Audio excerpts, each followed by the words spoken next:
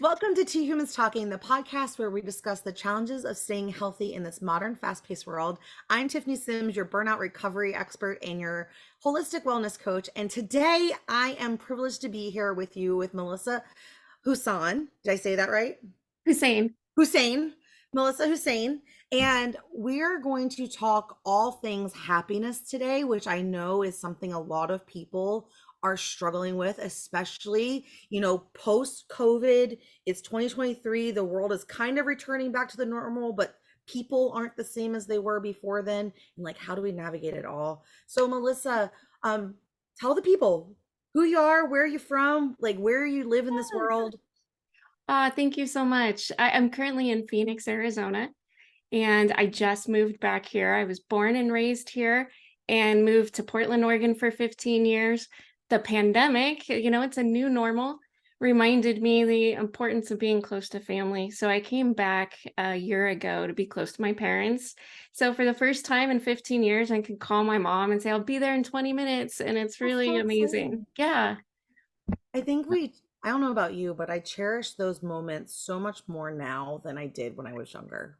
hmm Like it always felt like an inconvenience, when your mom called for something and it's like, I got my own life, like leave me alone. Yeah. And now it's just like those precious moments because you truly, got me right in the feels before we started. Yeah. But you don't know how long you have and It's you just true. want to enjoy all the moments with them while you can. That's Absolutely. really cool. Absolutely. Thank you so much. And it was a big part of that, the pandemic. Not to get too off track, but I spent the beginning of the pandemic on severe lockdown in Italy. I was supposed to be there for 10 days and was stuck there for 110. And Holy it was cow. yeah, so we were there when they were ground zero. And it was a real eye opener to this whole idea of memento mori. Remember that we're going to die. And when you Yeah. have that, it puts everything else into perspective. Um, Say that yeah, the reality of death with those people who experience that of like there yeah, is a line in the sand, they yeah, live a different life than people who haven't experienced that yes, because you have like a different appreciation that you didn't like you couldn't even imagine before that moment. You might be yeah, thinking you're living in the moment, thinking, like every day is your last day to live, kind of thing, and living the most. But until you truly are faced with something like that, like up in your yeah, face, yeah. that It's you like your neighbors dying, and it was intense. Yeah, fear for your family's lives. It was, I think, for a lot of people, it shifted perspective, and we're in a whole new era now. It's definitely the absolutely. post. I don't know that we're post COVID because it's with us forever now, but we're post that initial shock to our collective system.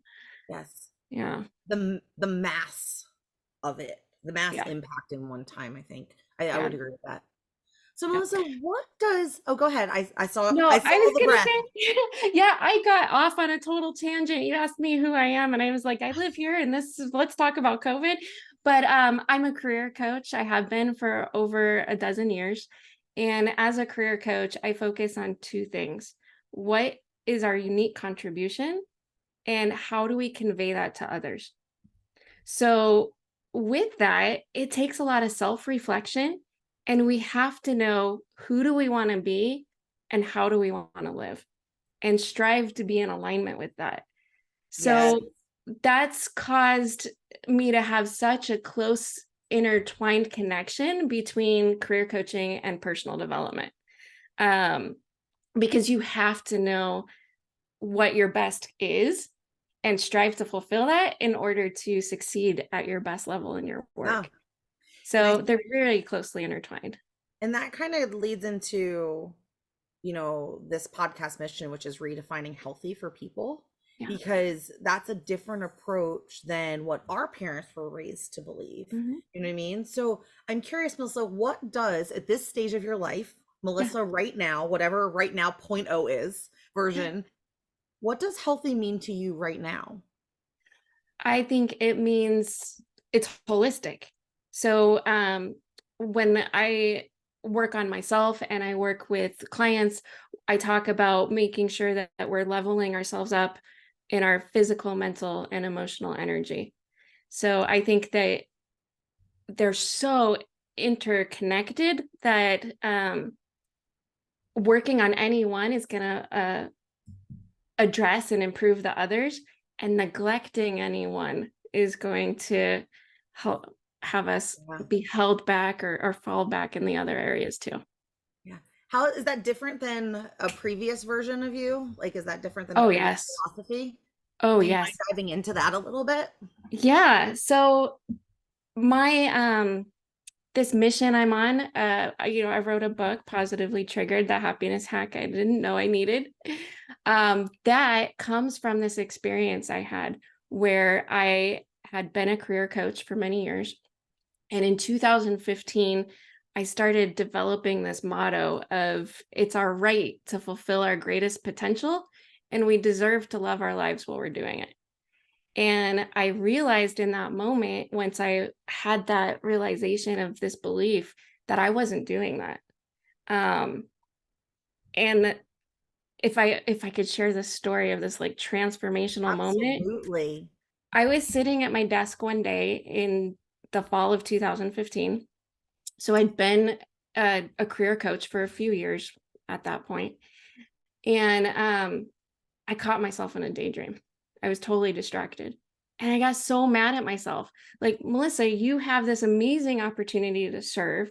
You've got this business that you love, and you're distracted. You're daydreaming. You're half assing it.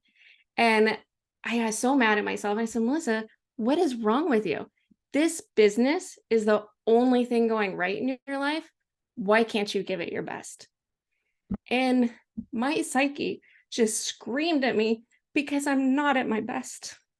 It was so incredible. The first time I recognized that I had poured everything into my work and completely neglected everything else and avoided the heartbreak and the um, misalignment in my personal life. I had just like shoved all that down and focused just on my work. Yeah. And I didn't realize I had done that until I realized, why can't I give my best to my work? I love my work. Why am I so distracted from it? And it was because, of course, because I wasn't at my best. So yeah, there was definitely a defining moment where I realized that it's holistic. Our health is everything. You're not able to perform at your best in any one area if you're not working on all of it. Yes. Yes, yes, yes, yes, yes. I am with you. I will preach that all day long with Yeah, you. yeah, I also believe in that similar philosophy is yeah. which is like we've been so conditioned to put the different parts of us, Yes, fragment ourselves and put them on different islands. it's not And possible. like, so then people will be like, well, when my career is on track, then I'll worry about my health. And then maybe I'll have kids and I'll focus on my family. And it's like, oh, now my family needs a lot of attention. Well, now I got to move over here. So I'm not going to be present at work. I'm going to get irritable with everyone. I'm only clocking in and clocking out and doing the bare minimum. And still, I don't have time for my health because it's not important. And like, so we keep going one all in on one and the other, and like we have to start bringing those islands back together and find the harmony between them, and that harmony is going to ebb and flow. I think that's why I like harmony more than I like the word balance, because Yes. harmony implies that ebb and flow. In some areas are going to get more attention, but you, like you said, like you've got to pay attention to all of them so that you can Mhm. become a full person again. I love that idea of harmony instead of balance. I do tend to use the word balance, but just hearing you say harmony, that makes so much more sense because they're not separate. Balancing No. is two things balancing separately, and harmony is that interconnection, Yeah. everything weaving together. You think of like a chord in music and how that's synergistic use of they improve each other and create something new that they could never be separately. Yeah. So I love that. I'm going to steal that. And there, go for it. And like, because there's going to be times where, like, Yeah. in the musical metaphor, like where those chord, you're going to be hitting the keys a little harder. And so, like, maybe this is the time, like, you are grinding a little bit more at work, but you're still present in your health and your family because you know they're important too, but they're not getting all your attention. And then you just share the distribution rather than all or nothing. Yeah, So I absolutely. love that. I love that. And I find that the more people I talk to, those who are fully present in their bodies, and I don't know if you've experienced this, maybe you can share if you have, where those who are fully present and living like this joyful, energetic life have found that to be true. Like, I had to stop treating everything Mhm. independently and learn how to make them all work together. Yeah, absolutely. And I think this concept of positive triggers is how I do that, how I keep present and bring things back to the now and keep those ideas and concepts that I want to keep present in the present is I through love the that. use of positive triggers. Yeah. Do you mind sharing a little bit about positive triggers, or even if you just want to start how you got there to develop Yeah. I what can share positive the triggers story are? how I got there, and I think that'll kind of answer the other question. So, that moment sitting at my desk, realizing like, this is not the life I planned for myself. When I look in the mirror, that's not the person I want to be. Um, I realized that I'm a coach. I know this stuff. I just haven't applied it in the right place. I've applied it to everyone else. I applied it to my work, but I didn't apply it to my personal life. And so it was a moment of almost like severe self preservation. It was like I saw myself staring down the path I was on and terrified. Like, I cannot stay on this path. And so I decided to take a drastic intervention. And I went to Florence, Italy by myself for 8 days with the goal to spend every day filling myself up. I didn't remember the last time I felt joy and peace and just happiness. And I knew that if I went to Florence, because I was obsessed with the Italian Renaissance, if I went, that I could feel those things again. Florence is such a pretty city. Yes. I think it's my favorite city that I've visited in Italy so Oh, far. yes. And it's There's become something so magical special to about it. me. I don't know how to explain it, but there's just something very just magical. Hmm. Well, it's the birthplace of humanism. And humanism is all about self determination, worshiping the divine within through beauty and fulfilling our greatest potential. Yeah. So, I and you didn't know see, that, but that, yes, all of yeah. those are the things, that's what you feel when you're there. You do. Yeah. And so I decided I hadn't gotten that far yet in my own understanding of Florence. All I knew is like, I want to go see the David. I want to see the Duomo, these things that I'd read about. I want to go see them. And then at night, after I've felt joy and peace again, I'll sit down and I'll do the hard work of coaching myself. That was my plan. What ended up happening was going to Florence with my passion and my knowledge of the Florentine history and my coach's hat on, because I had the intention of coaching myself. All of a sudden, these things started intertwining, just like we were talking about. And I remember getting off the train and walking into the old downtown center. And as you turn this corner, all of a sudden, the Duomo just jumps into sight, this huge cathedral. And as I turned that corner and I saw that, and I'm remembering the history of it's incredible. When they decided to build the biggest cathedral in the world, they didn't know how to finish it. They didn't have the technology to put a dome that big on it, but they started on their dream anyway, with faith that they're gonna finish it. Just like Brendan Burchard always says, it's confidence is knowing you can figure it out. So they just, let's just get started on it. We'll figure it out down the It'll line. come to us as we get Yeah. going. So as I'm turning the corner and I see the Duomo and I'm remembering this history and I hear Brendan's voice in my head, confidence is knowing you can figure it out. That happened again and again and again. I would see these amazing feats of genius and remember the stories behind them and see the personal development ideas tied to them. And for the first time, those ideas just went from here to here and they just sunk in. Even though I'd been studying them for so long, they finally sunk in. You finally were able to like Yeah. manifest them through Yeah. you, not just So intellectually. how did that come to my book, Positively Triggered? Positively Triggered. Um, I would tell people this story because they would say, wow, Melissa, you've totally rebooted your life. You're like, I'm like, yeah, I had my own renaissance. And they were like, how did you do it? How did you do it? and they would encourage me to write a book about it. And my first thought was to write like a memoir, like my story of this experience that changed my life. But that's to like eat, pray, love. That's already been done. And when you hear like about what's happened in all my trips back to Florence and everything that happened, it's very eat, pray, love. When I started going back every year, and I ended up meeting a boy who's now my husband, and it's this great story. But I'm a coach. I wanted to tell a story that's going to help people, not just like another eat, pray, Yeah. love, which is beautiful, but it's been done.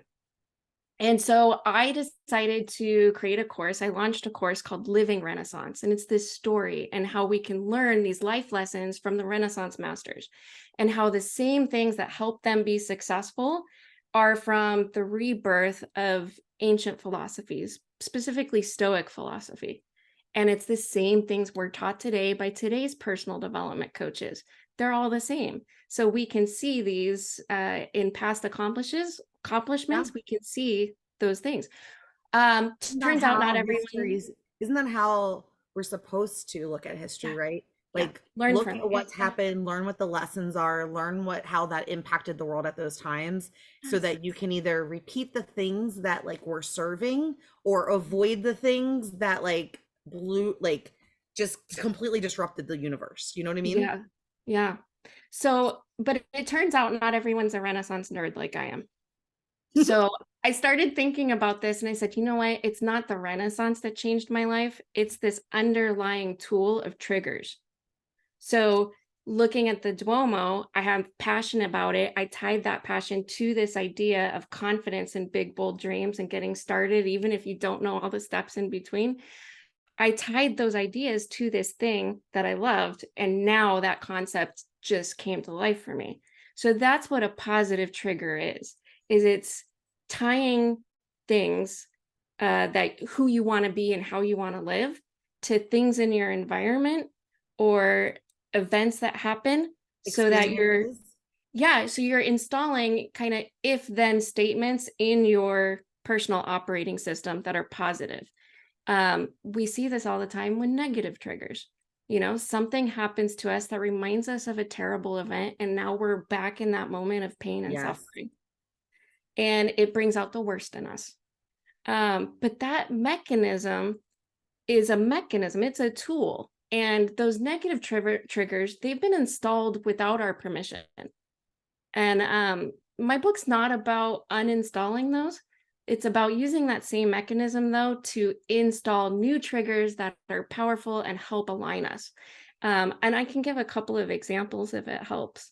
Yeah, and Mhm. so or there, so I'm gonna recap what I kind of like Yeah, recap what I've heard. So you went on this like life journey, which I think, you know, we all have that. Maybe it might not be Italy, like maybe you just took a girls' weekend or a solo trip to the hotel for a night and left everyone behind. But I think we've all had that moment of like something's got to change. yeah. And like I'm so desperate that you do things like out of your comfort zone, right? Mhm. And so you went on this journey of just trying to re-find yourself so that you could get back on track to where you felt like you needed to be. Is Yeah. that, yeah. Hmm. And I think that's really relatable, especially to us as women. We get so caught up in the day to day sometimes in the Yeah. taking care of what we feel needs to be taken care of in that moment that we completely neglect all of the warning and trigger signs that our bodies are shooting off and Yeah. say things like you know, like, oh, I'm just being too sensitive, I'm just getting overwhelmed, Mhm. this is either like, oh, I must not be able to hack it and handle it, I'm not meant for this, and it's like, Yeah. no, you are, we just need to turn you back inside to rejuvenate yourself. Yeah. And by being able to do that and you going on that journey of discovery, you learned a whole new tool or a whole new Yeah. approach to a tool that we've been taught for forever, and how to like manifest what you know up here into your body to actually go Yes. experience life. Yes. I think Exactly. that that's really, really cool. And I think it's really cool that it happened in such a magical city that people have learned about for centuries because they're Yeah. able to visualize with you as you share your story. Yeah. So if I were to say I'm a woman who is starting to feel a little worn out, a little lost, a little what's the point anymore? Like, Yeah. this is not what I imagined. Like, what kind of things do you walk her through to be able for her to be able to create those positive triggers for herself? Yeah. One of the things that's so powerful is just starting with mindfulness. So, we've been told that the keys to happiness are mindfulness and gratitude and resilience and all of these things, but how do we actually do them? That was one of the things I struggled with. I would take all of these courses and read these books and have pages and pages of notes of things I wasn't actually doing because they weren't being installed into my autopilot, my personal operating system. And one of the most powerful, quick responses would be to create mindfulness triggers. So, and sensory triggers are so powerful for immediately bringing us into the present. When you So, say sensory triggers, for a listener who may not know what that means, do you mind sharing what yeah. the trigger is? So, um, sights, smells, sounds, the feelings, things that you can touch and feel, because that experience is an experience in the present. You are currently hearing, currently smelling, currently seeing, currently feeling something. And Or if you've ever, so for the listeners listening, if you've ever like got walked through a department store and a smell hits you and all of a sudden you like travel back to a different time, like your younger days, that's one of those sensory triggers where like that Mhm. smell took you to a memory. Yes. So I would intentionally install that in my morning. So for Mm. example, let's say uh, I had an uncle who always had almond scented lotion or almond scented soap in his bathroom. And he was a very special man. He raised my father out of poverty. He's like a role model. And I love him very, very much. And he passed many years ago. But every time I smell that smell, I think of him and get this warm fuzziness of like, we can make a difference in people's lives like he did. And I found a lotion that smells just like that, and I have it in my bathroom, and I wash my hands and I use the lotion, and I have a moment almost every day of just reconnecting with that belief of we have the opportunity to be role models for people and to help people out of their situation. And it's so inspiring. And it's this That's beautiful moment really of feeling that. cool. I Yeah. love the intentionality of that as well, of being aware enough to recognize that every time I smell this smell, it takes me back to remembering my uncle and then who that person was for you. And then intentionally finding something that you could anchor into every Yeah. day to bring you back to becoming your best self and helping more people. Hmm. That is actually, I know that especially in our world of like in the coaching world, everyone around us tends to operate that way. But in the grand scheme of everyday humans, like that's a really special gift that you have. And I think it's really cool that you're sharing that with people because not everyone would be aware enough to be able to do that. But now maybe someone listening is going to go, oh, I can go do that. Yeah. I can do that. Anything that has that reaction that your face lights up, your heart lifts, and you just feel that lift. Any memory that you have that does that for you, find something that can bring it to you like an easy button. Like, you know what? I need that feeling. Maybe it's a lotion, maybe it's savoring your coffee routine, maybe it's but really being present with some kind of sensory trigger that brings those feelings back. I think that's where I would start because it's so powerful and immediate. Um, and I think it can make a huge leap forward towards shifting towards a more positive experience. I think that's awesome. Sorry, I'm taking notes as I always do because there's always so many little nuggets when I am talking with people on the podcast. I love And that. note takers Well, are action makers. yes. Yeah, no, I've got mine right here too. And yeah, I got a nugget from you too, the rethinking balance as harmony. Love it. Yeah. That's how it is. And so if you're, you know what, side note, if you're sitting here listening and you felt silly because you've taken a note or thought I need to remember that, like, and then felt silly trying to grab your pen to write it down, there's nothing weird about that. It's very normal. It's actually you becoming an active learner and being present in the moment. And then that hand eye coordination, whatever the action of it helps solidify that and bring it back into your body, which goes back to what Melissa's been sharing about creating those positive triggers in your world. We have time for another one more. Do you have another positive trigger example that Yeah. might resonate with our peoples? So one of so in my book I go through all these different areas that we can create positive triggers in, but towards the end I talk about some of the most powerful triggers. And that has been remember I said I'd have all these notes and not actually do anything with them. Well, now when there's something that I'm like, "Oh, I love that idea." I create a trigger to go along with it, right? So later I'm going to journal and create a trigger about changing balance to harmony, right? But what I've done recently, like I was a coach facilitator at the World Happiness Summit last March. And when I That sounds like a came, fun place to go. it I was want to go to the amazing. World Happiness Summit. Yeah, it was amazing. And my part as a coach facilitator was to like meet in little groups and facilitate discussions of each of the speakers on the science of happiness. It was really incredible. And I came back just flying high on positivity and happiness. And I wanted an easy button to bring back that feeling. And the place that the summit happened at was this beautiful teatro where the ceiling was a mural of the sky with clouds and birds and angels. And it was lit up in the World Happiness Summit colors of purples and pinks. And it reminded me of the Arizona sunrise and sunset. And the motto for the World Happiness Summit is I choose happiness. So if you look at hashtag I choose happiness, that's the hashtag tied to that summit. And so now every morning, every night, when I see the sunrise or the sunset and I see that beautiful sky and pinks and purples, I remember I choose happiness. And I get back those feelings of that event. I love that. And I actually want to challenge the listeners right now.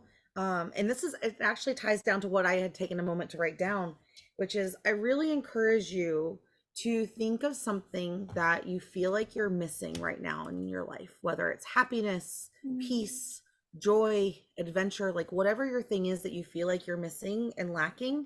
And I want you to remember the last time you felt that way and find a way to anchor into that, as Melissa's been sharing, with little triggers that you can intentionally plant throughout your day and week so that you are reminded the feeling of adventure and positiveness, positivity, joy, whatever that is. And then just like the lotion, you're taking yourself back there. And the more we focus on the things that we want, the more we create them naturally throughout the day. Yes. Yes. Um, I really do encourage you to do that based off of what Melissa's been sharing with us today. I think it would be a really great exercise. Yeah. And So, oh, go ahead. the way that I install these triggers is I journal and journal, journal. Just like, so many really successful people journal. And we've got Marcus Aurelius, the Stoic philosopher, who his meditations, it's just him journaling. It's just him talking to himself about who he wants to be and how he wants to live. And so that's how I install triggers is this is something that I want to incorporate into my life. And how am I going to do that? How am I going to remember to do this on a Do regular you use basis? the journaling as an activity to like brainstorm how you're going to incorporate that into your day, Yeah. or is the journaling how you're instilling it in your day? It's actually like writing the code, installing the code into my operating system.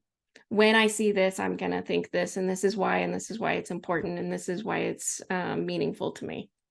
And the act of journaling installs it into my code. So the next time I see the sunrise, I think I choose happiness.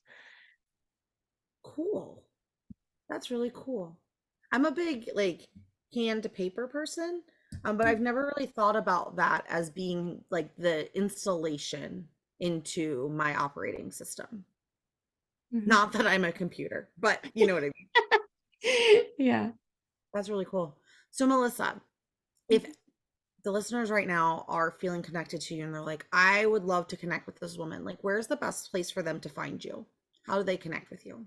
Yeah, thank you for asking. So I have oh probably the website's the first place, and that's positivelytriggered.coach, not .com, .coach.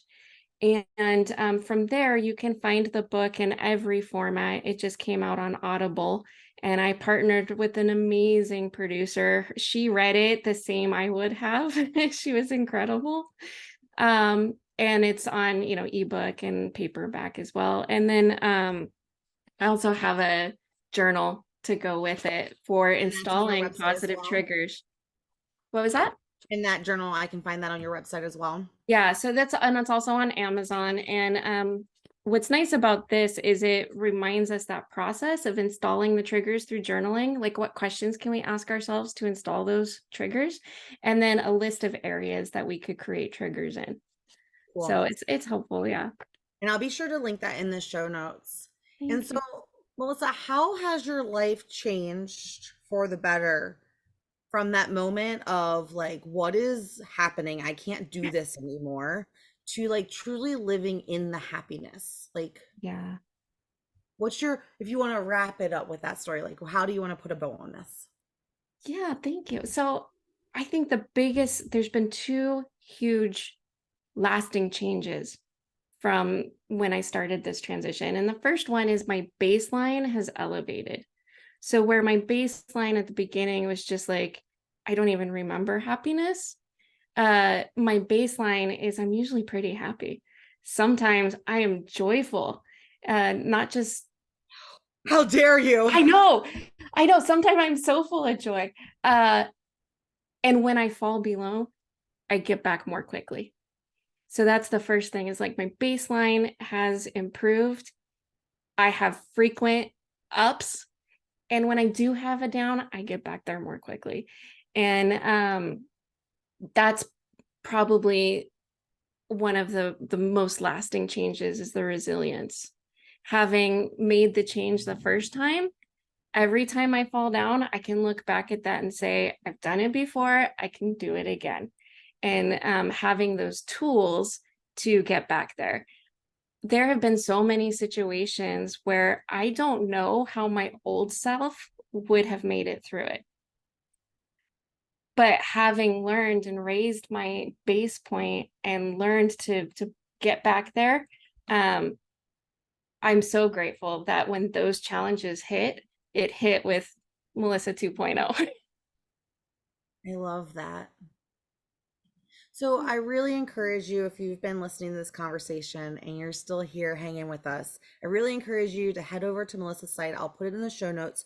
Grab her book so that you can learn, take an active approach in learning how to create more positive triggers in your own life so that you can raise your baseline from where you're operating right now to this new and improved, more joyful version of yourself who is able to handle the challenges that come with just our day-to-day lives. And so with that, everyone, thank you for tuning in, and I'll talk to you next time.